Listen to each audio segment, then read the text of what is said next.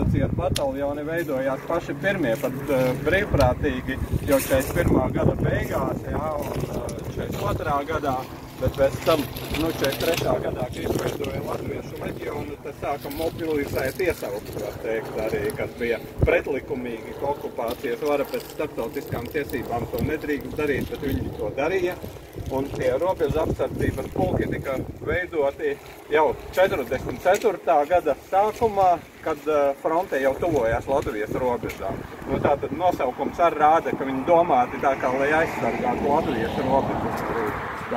Un šo otro robežu apsardzības pulku formēja 44. gada februārī, notika mobilizācija, un tur iesauca, kas dzimuši no 1906. gada līdz 1914. gadam. Tātad, principā, 30 līdz 38 gadus veci.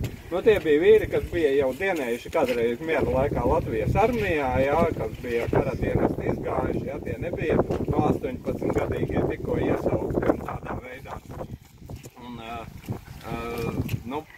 Šim pulkam pirmās cīņas iznāca pie Daugavpils, var teikt, pat tā kā drusku Lietuvas teritorijā, kur sarkanā armija uzbruka, tas bija jūlijas, kaut kur no 10. jūlija līdz jūlija beigām bija.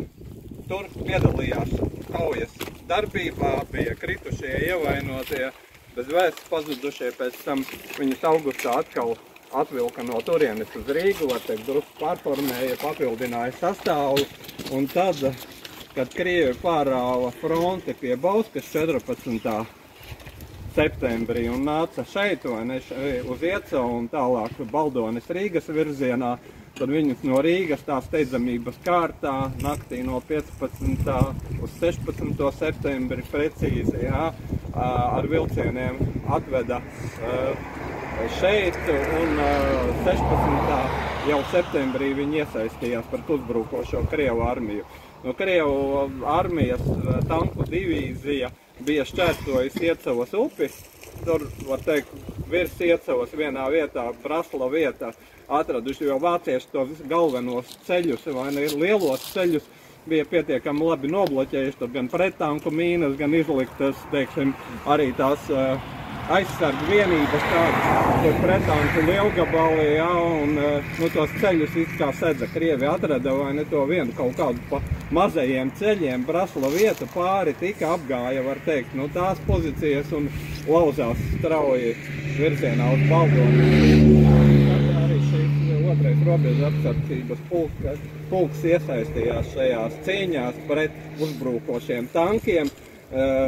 Teiksim, kaut kādu pretanku lielgabalu pat viņiem nebija, jā, bet bija tanku dūres saucamās, jā, vienreiz izšaujamie pretanku lādiņi, vai ne, un magnētiskās mīnas, jā, un tur ir pieminēts, ka šī pulka karavīri iznīcināja 20 Krievu tankus, jā, šeit, un ka viens pat 5 tankus iznīcināja ar magnētiskām mīnām. Kā tās magnētiskās mīnas darbojās? Principā tas tanks ir jāpārlaiž, tu esi ierakumos, tu pārlaid pāri, viņš pārbrauc pāri, tu izliec viņam aizmugurē, jo priekšā ir ložmetējs, priekšā tu to nevari darīt, vai ne? Ar lielgabalu nešaus, bet ar ložmetēju pa tevi šaus, vai ne? Tu izliec aizmugurē, to mīnu pieliec, viņa ir ar magnētu pielīt pie bleķiem un nospied podziņu un atpakaļ ierakumā, un pēc dažām sekundēm ir sprādziens, jā, un faktiski tas tanks ir pa galam, vai ne, tur arī. Tā kā, tā bija. Bet šeit arī, kādi 200 vīri vai krituši vai ievainoti bija, jā, no šī robeža apsardzības pulka.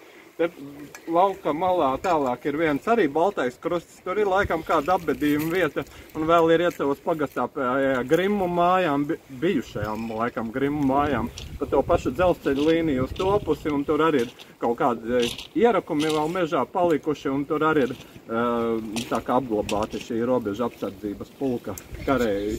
Pēc tam viņu liktenis bija tālāk, ka viņi oktobrī uz Kurzemi tika pārvietoti, un tur šo robežu apsardzības pulku pārformēja par 106. grenadieru pulku, var teikt, leģiona, un viņi pēc tam cīnījās, var teikt, līdz 9. maijam arī Kurzemē, Džukstes aplinkulājī.